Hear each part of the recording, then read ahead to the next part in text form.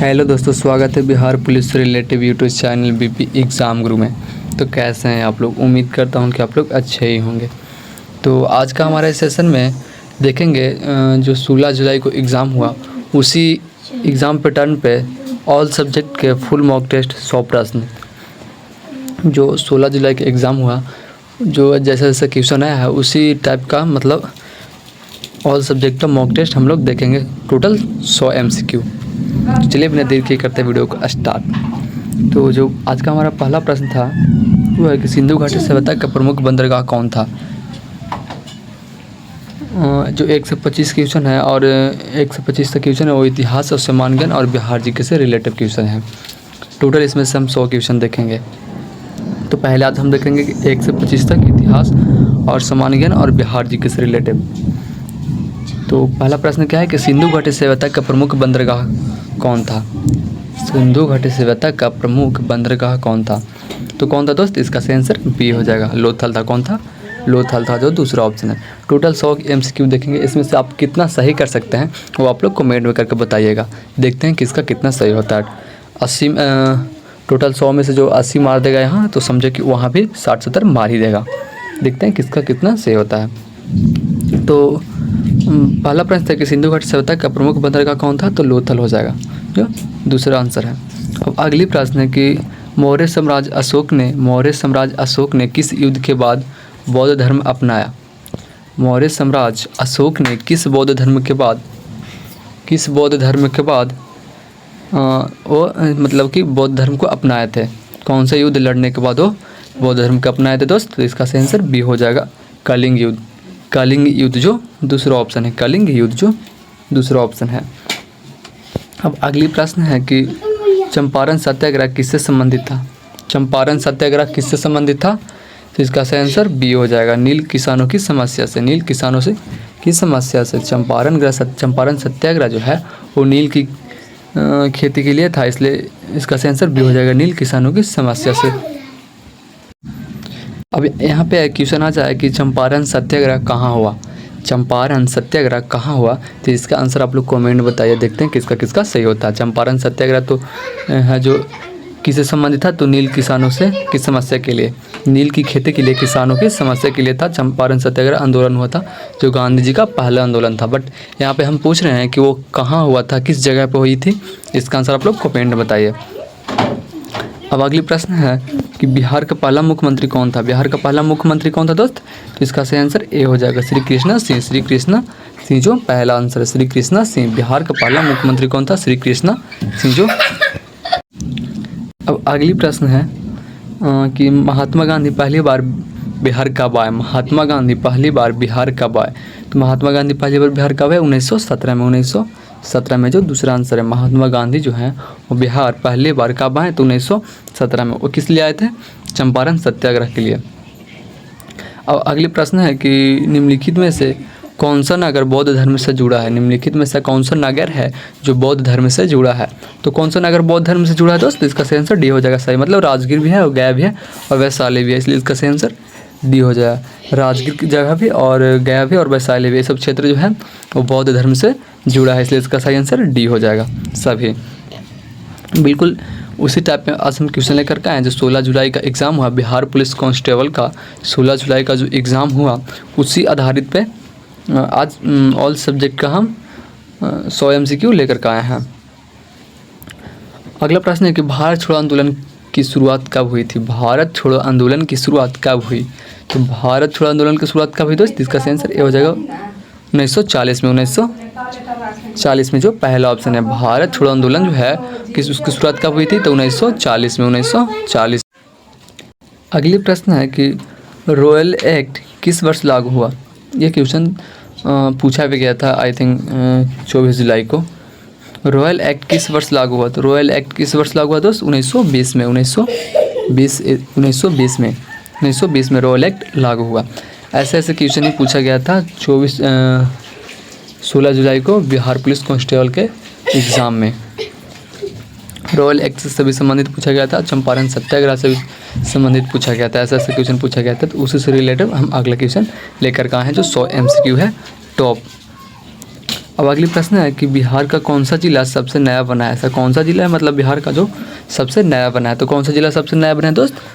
तो लखीसराय। कौन सा जिला? लखीसराय, जो तीसरा ऑप्शन है। लखीसराय जिला जो है वह अभी नया जिला बना है।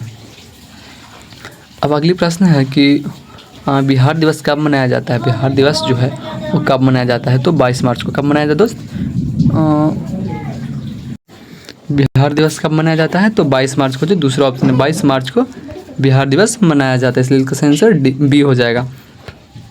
अब अगली प्रश्न है कि समान नागरिक संहिता संविधान के किस अनुच्छेद से जुड़ी है। समान नागरिक संहिता संविधान के किस अनुच्छेद से जुड़ी है? तो कौन से अनुच्छेद से जुड़े दोस्त? इसका आंसर बी हो जाएगा 44वां अनुच्छेद से। 44वां अनुच्छेद से, जो दूसरा ऑप्शन है। अब अगली प्रश्न है कि संविधान का निर्माता किसे कहा जाता है। तो संविधान का निर्माता किसे कहा जाता है दोस्त? तो डॉक्टर भीमराव अंबेडकर को संविधान का निर्माता कहा जाता है। अब संविधान लिखने में कितना टाइम लगा था, इसका आंसर आप लोग कमेंट में बता के देखते हैं किसका किसका सही होता है। हमारा संविधान, भारत का जो संविधान है उसको लिखने में कुल कितना दिन लगा था। अब अगली प्रश्न है कि भारतीय संविधान का कौन सा भाग मौलिक अधिकार से संबंधित है। भारतीय संविधान का ऐसा कौन सा भाग है जो मौलिक आधारों से संबंधित है। तो कौन सा भाग है वो?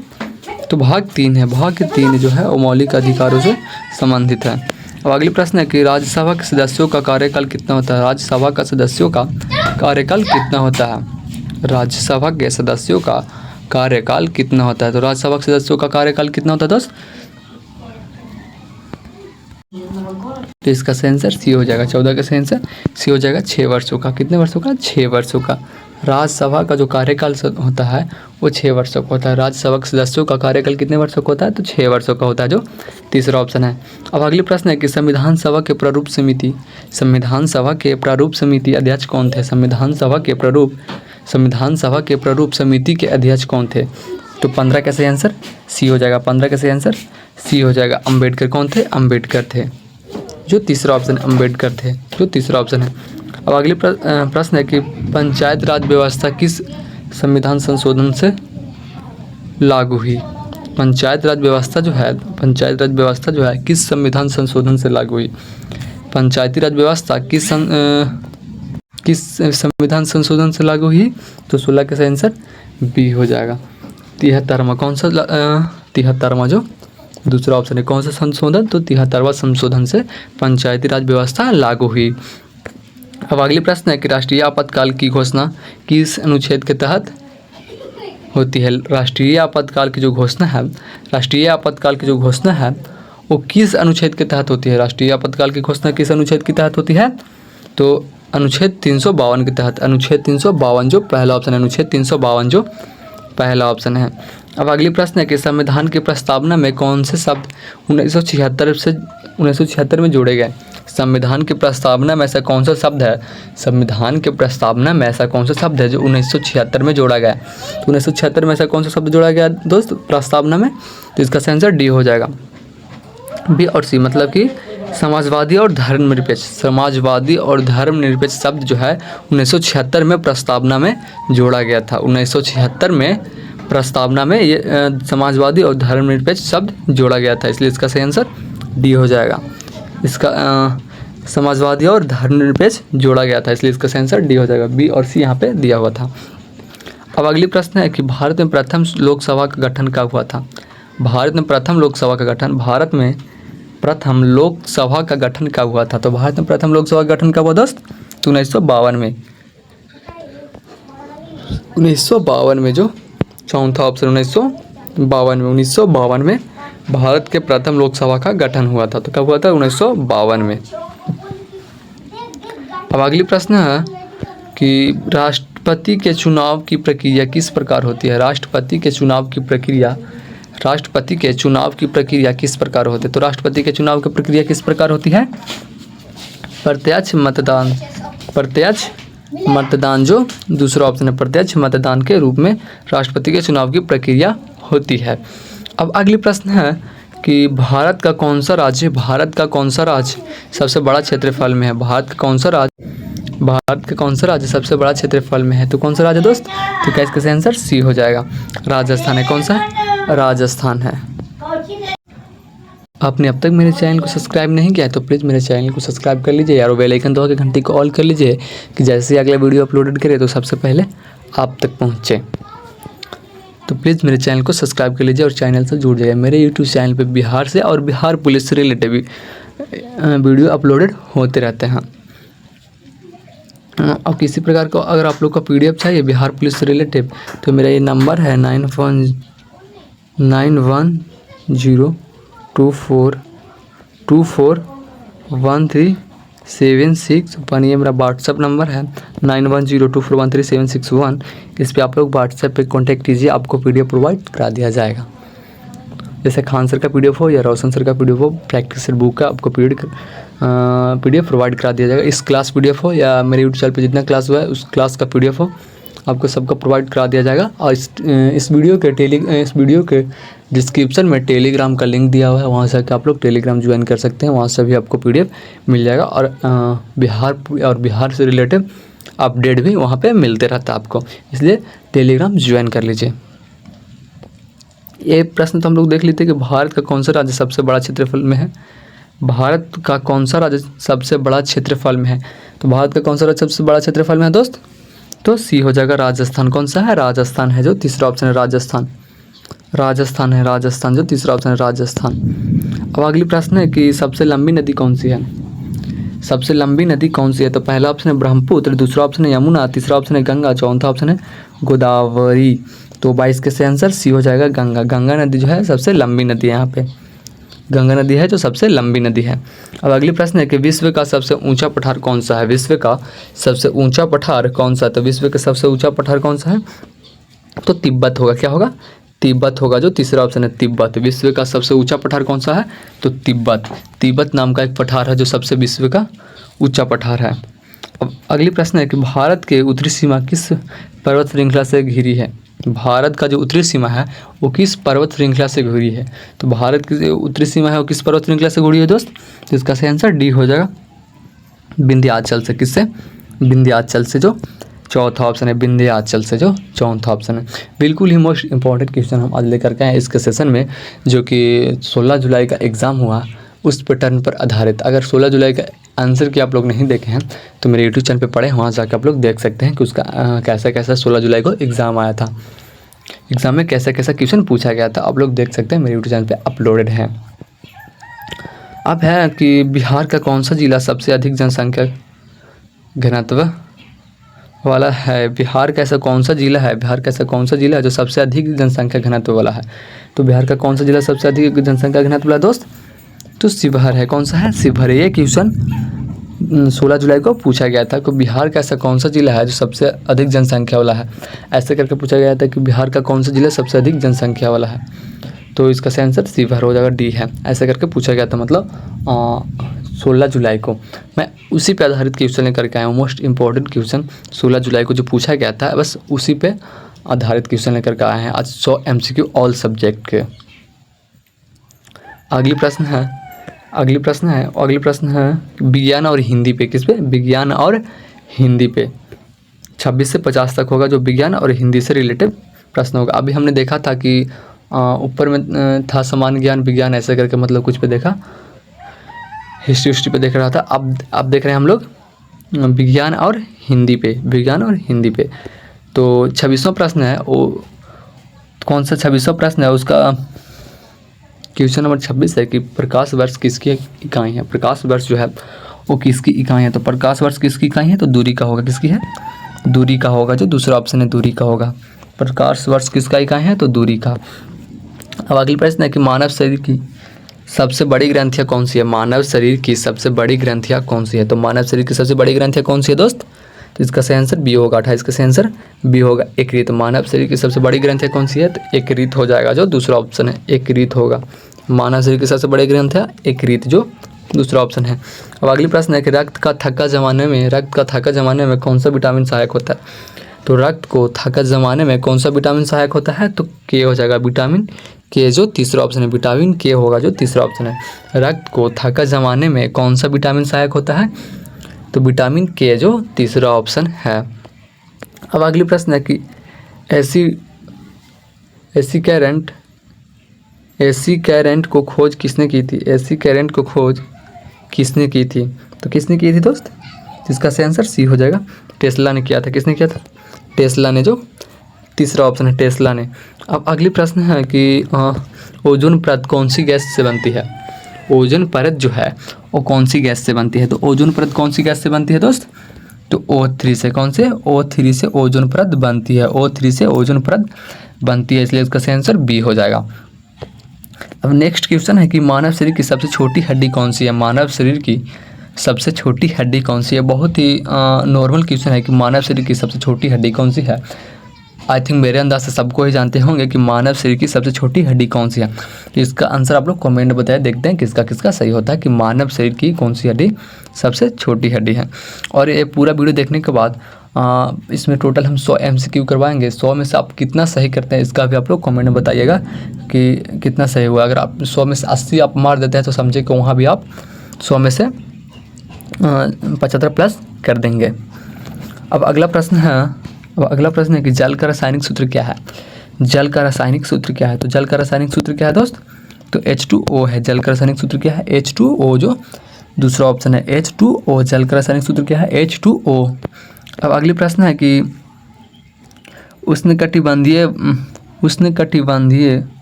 वर्षावन किस प्रकार की जलवायु में पाए जाते हैं? उष्णकटिबंधीय वर्षावन किस प्रकार की जलवायु में पाए जाते हैं? उष्णकटिबंधीय वर्षावन किस प्रकार की जलवायु में पाया जाता है दोस्त? तो इसका सही आंसर सी हो जाएगा। उष्णकटिबंधीय जो तीसरा ऑप्शन है, उष्णकटिबंधीय जो तीसरा ऑप्शन है। अब अगली प्रश्न है कि शुद्ध जल का pH मान कितना होता है? शुद्ध जल का pH मान कितना होता है दोस्त? तो 7 होता है। कितना होता है? 7 होता है। ये तो सबको ही जानते हो कि शुद्ध जल का pH मान कितना होता है? तो 7 होता है, 7 होता है। अब अगली प्रश्न है कि कंप्यूटर का जनक किसे कहा जाता है? कंप्यूटर का जनक किसे कहा जाता है? तो कंप्यूटर का जनक किसे कहा जाता है दोस्त? तो 35 का सही आंसर बी हो जाएगा, चार्ल्स बेबेज को। चार्ल्स बेबेज को कंप्यूटर का जनक कहा जाता है। चार्ल्स बेबेज को कंप्यूटर का जनक कहा जाता है, जो दूसरा ऑप्शन है। अब अगली प्रश्न है कि निम्न में से संज्ञा शब्द है। निम्न में से संज्ञा शब्द है, तो निम्न में से संज्ञा शब्द क्या है दोस्त? यहाँ पे खाना होगा कि दौड़ना होगा कि पानी होगा कि सोचना होगा? तो मेरा आंसर यहाँ पे पानी होगा। निम्न में से संज्ञा शब्द क्या होगा? पानी संज्ञा शब्द हो जाएगा। पानी शब्द जो है वो एक संज्ञा शब्द हो जाएगा, जो तीसरा ऑप्शन है। अब अगली प्रश्न है कि राम सुंदर है में सुंदर कौन सा विशेषण है? बहुत ही मोस्ट इम्पोर्टेंट क्वेश्चन दोस्त कि राम सुंदर है मैं सुंदर कौन सा विशेषण होगा? मैं सुंदर कौन सा विशेषण होगा दोस्त? तो इसका सही आंसर ए हो जाएगा, गुणवाचक होगा। कौन सा? गुणवाचक होगा, जो पहला ऑप्शन है। संख्यावाचक तो होगा नहीं, यहाँ पे संज्ञा का बोध तो हो नहीं रहा, परिणाम का बोध हो नहीं रहा, सर्वनामिक का बोध हो नहीं रहा, तो इसका सही आंसर ए हो जाएगा, गुणवाचक। इसमें से गुण बताया जा रहा है कि राम सुंदर है में सुंदर कौन सा विशेषण है? तो गुणवाचक होगा, जो पहला ऑप्शन है। अब अगली प्रश्न है कि निम्न में से एक विशेषण शब्द है। यहाँ पे कौन सा एक विशेषण शब्द है? तो पहला ऑप्शन है टेबल, दूसरा है तेज, जो तीसरा ऑप्शन है बैठना, चौथा ऑप्शन है पढ़ाई। तो 38 का सही आंसर बी हो जाएगा, तेज। तेज शब्द है जो एक विशेषण शब्द है। तेज शब्द जो है एक विशेषण शब्द है, जो दूसरा ऑप्शन है। अब यहाँ पे क्वेश्चन नंबर 39 है कि जो पढ़ता है वह पास होता है। जो पढ़ता है वह पास होता है, यह कौन सा वाक्य है? जो पढ़ता है वह पास होता है, यह कौन सा वाक्य है? तो कौन सा वाक्य है दोस्त? इसका सही आंसर बी हो जाएगा, मिश्र वाक्य है। कौन सा वाक्य है? यह एक मिश्र वाक्य है। जो पढ़ता है वह पास होता है, कौन सा वाक्य है? तो मिश्र वाक्य है, जो दूसरा ऑप्शन है, मिश्र वाक्य है। अब अगली प्रश्न है कि हिम्मत ए मर्दा तो मदद ए खुदा।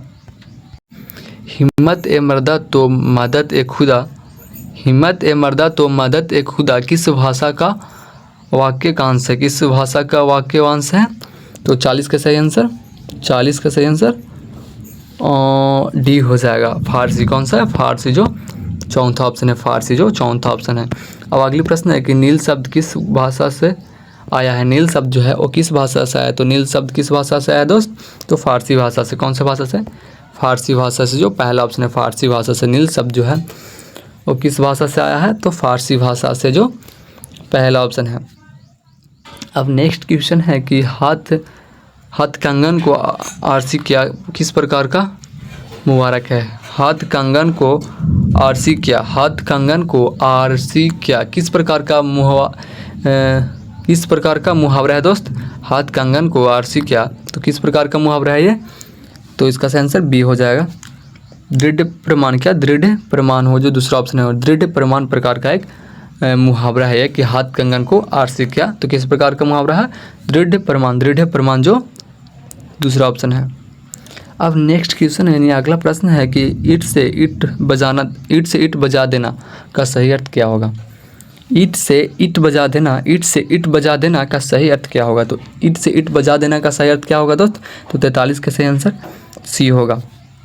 तहस नहस करना क्या, तहस नहस करना। ईंट से ईंट बजा देना का सही अर्थ क्या होगा? तो तहस नहस करना जो तीसरा ऑप्शन है। अब अगली प्रश्न है कि तुलसीदास जी की किस भाषा में लिखते हैं? तुलसीदास जी किस भाषा में लिखते हैं? तो तुलसीदास जी किस भाषा में लिखते थे? तो इसका आंसर सी हो जाएगा, अवधी भाषा में। कौन से? अवधी भाषा में, जो तीसरा ऑप्शन है। तुलसीदास जी थे जो अवधी भाषा में लिखा करते थे, इसलिए इसका सही आंसर सी हो जाएगा। अब अगली प्रश्न है कि कविता में कौन सा संज्ञा है? कविता में कौन सी संज्ञा है? तो कविता में कौन सी संज्ञा है दोस्त? तो इसका आंसर सी हो जाएगा, भाववाचक होगा। क्या? भाववाचक होगा, जो तीसरा ऑप्शन है। भाववाचक होगा जो तीसरा ऑप्शन है। अब नेक्स्ट क्वेश्चन है कि कलम का लिंग क्या है? कलम का लिंग क्या है दोस्त? कलम का लिंग एक पुल्लिंग होगा। कलम एक पुल्लिंग होगा, जो पहला ऑप्शन है। कलम एक पुल्लिंग होगा, जो पहला ऑप्शन है। अब अगली प्रश्न है कि देश का गौरव बढ़ाओ यह वाक्य क्या है? देश का गौरव बढ़ाओ यह वाक्य क्या है दोस्त? यहाँ पे क्वेश्चन दिया हुआ है कि देश का गौरव बढ़ाओ यह वाक्य क्या है? यह वाक्य क्या है? तो इसका आंसर सी हो जाएगा, प्रेरणार्थक जो तीसरा ऑप्शन है। प्रेरणार्थक जो तीसरा ऑप्शन है। अब अगली प्रश्न है कि रोटी कपड़ा और मकान यह वाक्य है। रोटी कपड़ा और मकान यह क्या है? मतलब ये क्या है? रोटी कपड़ा और मकान यह क्या है? तो क्या होगा ये? 48 का आंसर ए हो जाएगा, संयुक्त संज्ञा। यह एक संयुक्त संज्ञा है। रोटी कपड़ा और मकान, यहाँ पे दिया है कि रोटी कपड़ा मकान यह क्या है? तो क्या है? संयुक्त संज्ञा है। संयुक्त संज्ञा है, जो पहला ऑप्शन है। संयुक्त संज्ञा है। अब अगली प्रश्न है कि हिंदी भाषा का जन्म किस भाषा से माना जाता है? हिंदी भाषा का जो जन्म है वो किस भाषा से माना जाता है? किस भाषा से माना जाता है दोस्त? तो 39 का सही आंसर बी हो जाएगा। 39 का आंसर बी हो जाएगा, अपभ्रंश जो दूसरा ऑप्शन है। अपभ्रंश जो दूसरा ऑप्शन है। अब अगली प्रश्न है कि भारत शब्द किस प्रकार का संज्ञा है? भारत शब्द जो है वो किस प्रकार की संज्ञा है? तो भारत शब्द किस प्रकार की संज्ञा होगा दोस्त? तो व्यक्तिवाचक होगा। क्या? व्यक्तिवाचक होगा, जो पहला ऑप्शन है। व्यक्तिवाचक होगा जो पहला ऑप्शन है। अब अगली प्रश्न है कि गणित तर्कशक्ति और समान विज्ञान एवं करेंट अफेयर से रिलेटिव क्वेश्चन अगला है। 51 से 75 तक जो क्वेश्चन है वो गणित तर्कशक्ति समान ज्ञान करेंट अफेयर से होगा। यहाँ पे तो क्वेश्चन नंबर 51 है कि यदि एक वस्तु 12% लाभ पर बेचती है, यदि एक वस्तु जो है वो 12% लाभ पर बेचती है तो 112 का विक्रय मूल्य किस क्रय मूल्य पर आधारित होगा? 112 का विक्रय मूल्य किस क्रय मूल्य पर आधारित होगा दोस्त? 51 का सही आंसर ये हो जाएगा 100 रुपये। कितने पे? 100 रुपये पे, जो पहला ऑप्शन है। जो पहला ऑप्शन है। अब अगली प्रश्न है कि एक आदमी 1000 को 2 वर्षों के लिए 10% साधारण ब्याज पर रखता है। एक आदमी जो है वो 10,000 को 2 वर्षों के लिए 10% साधारण ब्याज पर रखता है, तो ब्याज कितना होगा? तो ब्याज कितना होगा दोस्त? इसका सही आंसर बी हो जाएगा, 200 होगा। इसका ब्याज कितना होगा? 200, जो दूसरा ऑप्शन है। 200 होगा इसका ब्याज। अब अगली प्रश्न है कि किसी संख्या का 25% क्या कहलाता है? किसी संख्या का 25% क्या कहलाता है? किसी संख्या का 25% क्या कहलाता है दोस्त? इसका सही आंसर ए बी हो जाएगा। 53 का सही आंसर बी हो जाएगा। 1/4 क्या कहलाता है? 1/4 जो दूसरा ऑप्शन है। 1/4 किसी संख्या का किसी संख्या का 25% क्या कहलाता है? तो 1/4 कहलाता है, जो दूसरा ऑप्शन है। अब अगली प्रश्न है कि एक आदमी उत्तर की ओर 5 किमी चला। एक आदमी उत्तर की ओर 5 किमी चला, फिर बाएं मुड़कर 3 किमी चला। अब प्रारंभ बिंदु से कितने दूर है वह? अब प्रारंभ बिंदु से कितने दूर है? एक आदमी जो है उत्तर की ओर 5 किमी पहले चला और फिर बाएं मुड़कर 3 किमी चला। तो अब यह बताना है कि प्रारंभ बिंदु से वह कितनी दूरी है। तो कितनी दूरी है दोस्त? तो 54 का सही आंसर सी हो जाएगा। रूट में 34 किमी जो तीसरा ऑप्शन है।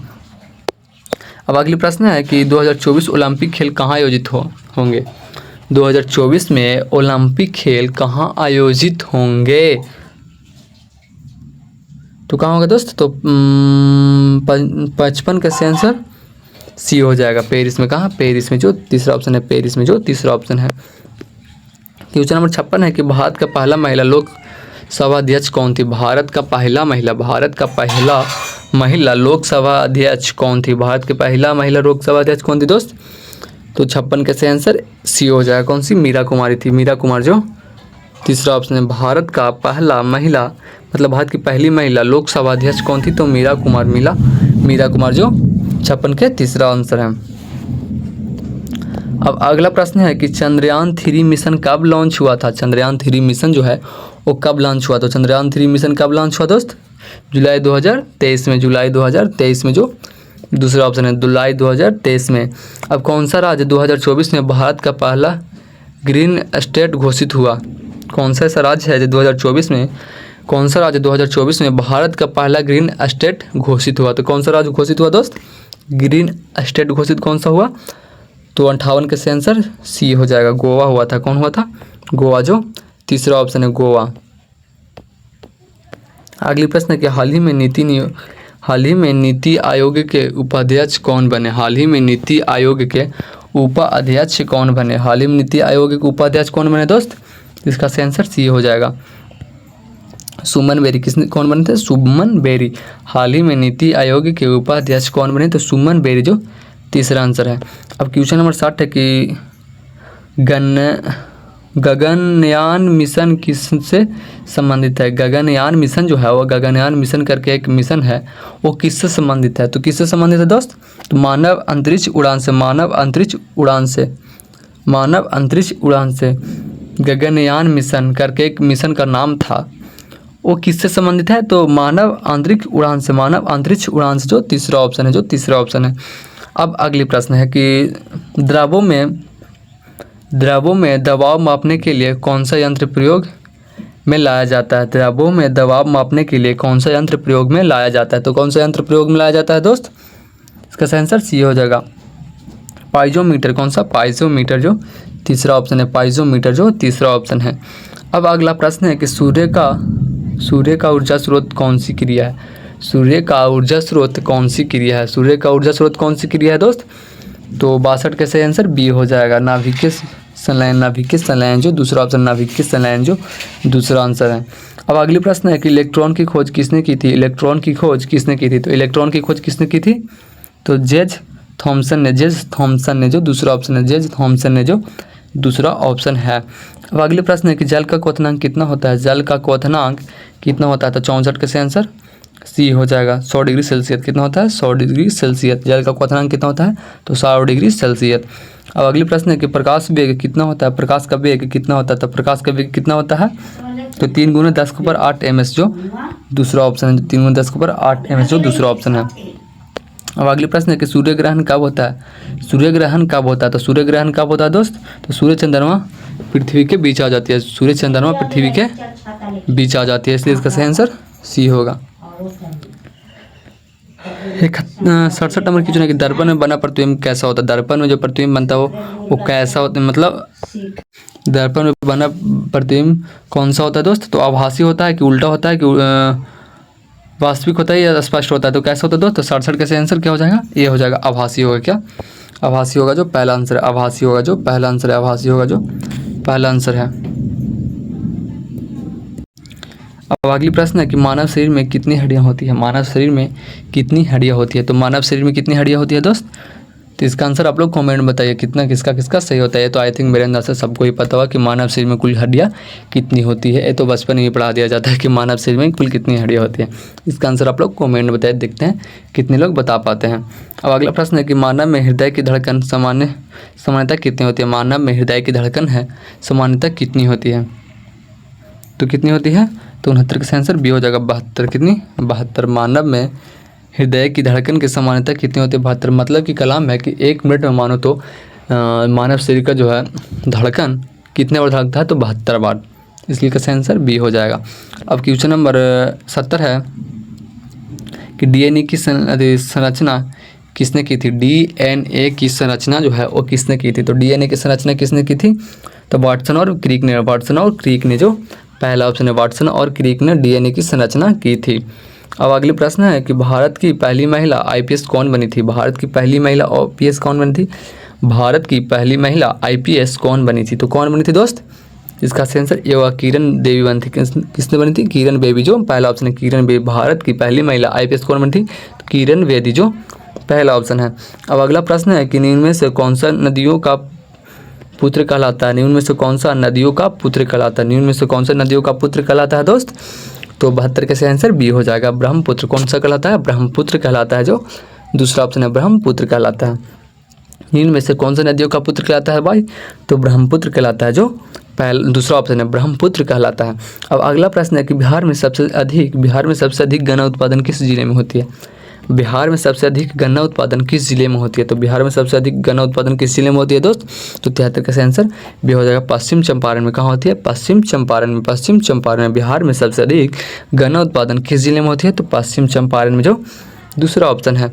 अब अगला प्रश्न है कि भारत की कुल सीमा रेखा कितनी किलोमीटर है। भारत की जो कुल सीमा रेखा, भारत की कुल जो सीमा रेखा है वो कितने किलोमीटर है, तो कितना किलोमीटर है दोस्त, तो 74 का आंसर सी हो जाएगा 15,106 किमी। 15,106 किमी, जो तीसरा ऑप्शन है। 15,106 किमी, जो तीसरा ऑप्शन है।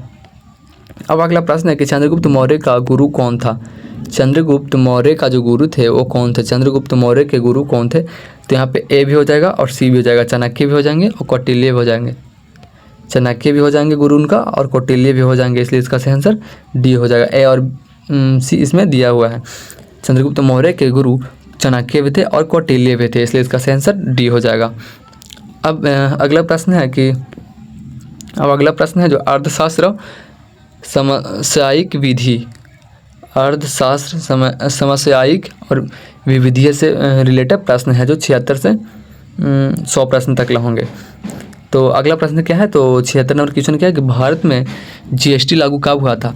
हमारे भारत में जीएसटी लागू कब हुआ, तो हमारे भारत में जीएसटी लागू कब हुआ दोस्त, तो 1 जुलाई 2017 को जीएसटी लागू हुआ था। 1 जुलाई 2017 को जीएसटी लागू हुआ था।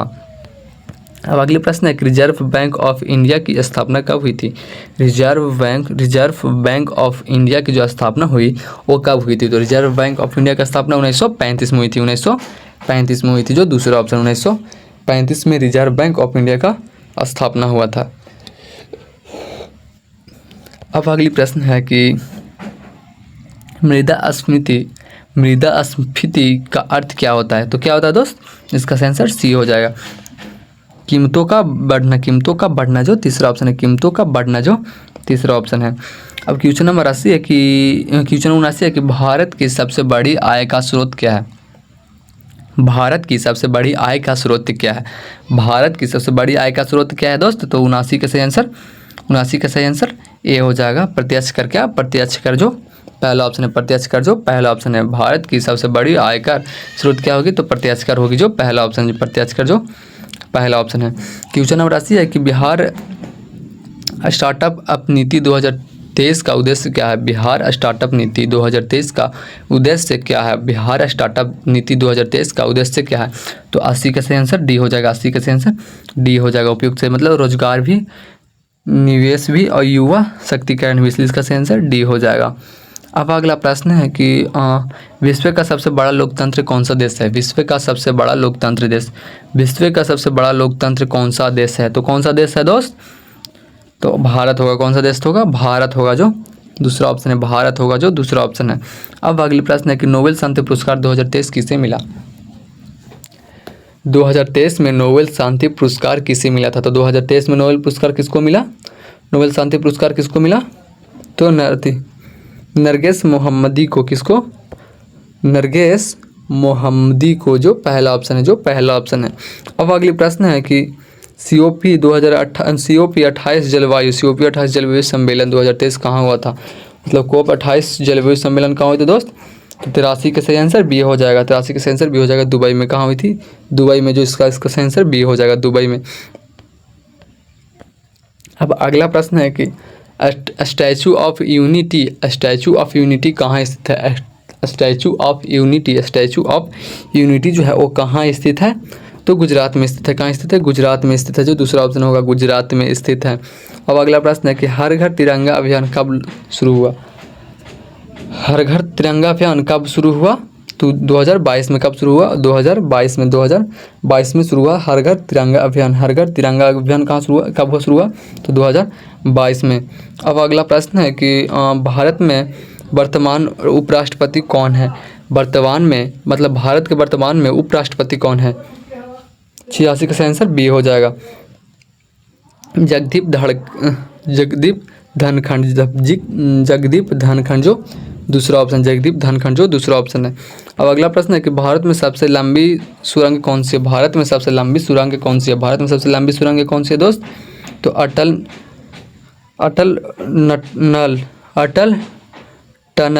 टनल जो दूसरा ऑप्शन, अटल टनल है, जो भारत की सबसे लंबी सुरंग है। अब होगा यहाँ पे क्वेश्चन नंबर 88 है कि 2025 में बिहार पुलिस की नियुक्ति आयु सीमा है क्या है? 2025 में बिहार पुलिस की न्यूनतम आयु सीमा क्या है? 2025 में बिहार पुलिस की न्यूनतम आयु सीमा क्या है? मतलब कि 2025 का जो बिहार पुलिस कांस्टेबल का एग्ज़ाम हो रहा है उसमें विद्यार्थियों का न्यूनतम आयु सीमा कितनी ले रही है? तो न्यूनतम आयु सीमा कितनी ले रही है दोस्त? तो इसका सही आंसर ये हो जाएगा 18 साल। कितना? 18 साल, जो पहला ऑप्शन है। 18 साल ले रहा है। कितना ले रहा है? 18 साल। और अगला प्रश्न है नीतीश कुमार किस बार मुख्यमंत्री बने थे? नीतीश कुमार मतलब कब मुख्यमंत्री बने थे? जो अब से 2024 तक। तो 89 का सही आंसर सी हो जाएगा, 8।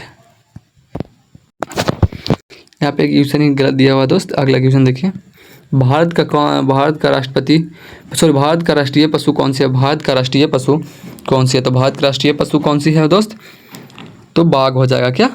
बाघ हो जाएगा, जो तीसरा ऑप्शन है, बाघ हो जाएगा, जो तीसरा ऑप्शन है, बाघ होगा जाएगा जो। अब यहाँ पे अगला प्रश्न है कि रविंद्रनाथ टैगोर को नोबेल पुरस्कार किस क्षेत्र में मिला? रविंद्रनाथ टैगोर को नोबेल पुरस्कार किस क्षेत्र में मिला? रविंद्रनाथ टैगोर को नोबेल पुरस्कार किस क्षेत्र में मिला था? तो साहित्य के क्षेत्र में। किस क्षेत्र में? साहित्य के क्षेत्र में, जो दूसरा ऑप्शन है, साहित्य के क्षेत्र में। अब यहाँ पे क्वेश्चन नंबर 92 है कि किस भारतीय को मिस वर्ल्ड 2024 का खिताब मिला? किस भारतीय को मिस वर्ल्ड 2024 का खिताब मिला? तो किसको मिला था दोस्त? तो सिनी शेट्टी को। किसको? सिनी शेट्टी को, जो चौथा ऑप्शन है, सिनी शेट्टी को, जो चौथा ऑप्शन है। अब क्वेश्चन नंबर 93 है कि जय जवान जय किसान का किसने कहा था? मतलब जय जवान जय किसान का नारा किसने दिया था? तो किसने दिया था दोस्त? इसका आंसर डी हो जाएगा, लाल बहादुर शास्त्री ने। किसने? लाल बहादुर शास्त्री ने, जो चौथा ऑप्शन, लाल बहादुर शास्त्री ने जय जवान जय किसान का नारा दिया था। अब है कि बिहार राज्य का कुल क्षेत्रफल कितना होगा? बिहार राज्य का, हमारा जो बिहार राज्य है उसका कुल क्षेत्रफल कितना है? बिहार राज्य का कुल क्षेत्रफल कितना है दोस्त? तो 94 का आंसर ए हो जाएगा। कितना है? 94,163 वर्ग किमी। 94,163 वर्ग किमी, जो पहला ऑप्शन है। अब अगली प्रश्न है कि भारत का पहला डिजिटल राय कौन बना? भारत का पहला डिजिटल राय कौन बना? तो इसका सही आंसर ए हो जाएगा। कौन बना? केरल बना। कौन बना? केरल। भारत का पहला डिजिटल राज्य कौन सा बना? तो केरल बना, जो पहला ऑप्शन है, केरल बना, केरल। अब है क्वेश्चन नंबर 96 है कि भारत में सबसे पहला रेलवे स्टेशन कहाँ बना? भारत में सबसे पहला रेलवे स्टेशन कहाँ बना? तो मुंबई में बना था। कहाँ बना था? मुंबई में बना था, जो पहला दूसरा ऑप्शन है, मुंबई में बना था। कहाँ बना था? मुंबई में। अब अगली प्रश्न है कि बक्सर का युद्ध कब हुआ था? बक्सर का युद्ध कब हुआ था? तो 1764 में हुआ था। 1764 में हुआ था, जो दूसरा ऑप्शन है। बक्सर का युद्ध कब हुआ? तो 1764 में हुआ था, जो दूसरा ऑप्शन है, 1764 में। अब अगले प्रश्न है कि भारत एक्सप्रेस किस वर्ष शुरू की गई? वंदे भारत एक्सप्रेस जो है वो किस वर्ष शुरू की गई थी? तो वंदे भारत एक्सप्रेस किस वर्ष शुरू की गई थी दोस्त? तो 2019 में। 2019 में जो तीसरा ऑप्शन 2019 से वंदे भारत एक्सप्रेस जो है वो किस वर्ष शुरू की गई थी? तो 2019 में जो तीसरा ऑप्शन 2019 में। अब अगला प्रश्न है कि नीति आयोग किसकी जगह बना? नीति आयोग किसकी जगह बना? नीति आयोग किसकी जगह बना दोस्त? तो योजना आयोग की जो पहला ऑप्शन योजना आयोग की। और लास्ट एवं सोमा एवं लास्ट प्रश्न है कि बिहार का सबसे अधिक साक्षरता जिला कौन सा है? बिहार का सबसे अधिक साक्षरता वाला जिला कौन सा है दोस्त? तो कौन सा है? इसका सही आंसर डी हो जाएगा। नहीं 100 के मतलब यहाँ पे 100 नंबर क्वेश्चन है, 100 का सही आंसर डी हो जाएगा। रोहतास। कौन सा? रोहतास। सी हो जाएगा। बिहार का सबसे अधिक साक्षरता वाला जिला कौन सा है? तो रोहतास होगा जो तीसरा ऑप्शन है। तो कैसा लगा वीडियो कमेंट में जरूर बताएगा। अगर वीडियो अच्छा लगा तो लाइक शेयर कमेंट एंड अपने दोस्तों के पास भी शेयर कर दीजिए। ऐसे बिहार पुलिस से रिलेटेड मेरे यूट्यूब चैनल पे वीडियो अपलोडेड होते रहते हैं, बिहार और बिहार पुलिस से रिलेटेड। तो मेरे चैनल को सब्सक्राइब कर लीजिए और चैनल से जुड़ जाइए और बेल आइकन दबाकर घंटी को ऑल कर लीजिएगा कि जैसे ही अगला वीडियो अपलोडेड हो तो सबसे पहले अब तक पहुँचे। तो फिर मिलते हैं अगले वीडियो के साथ, तब तक के लिए जय हिंद जय भारत।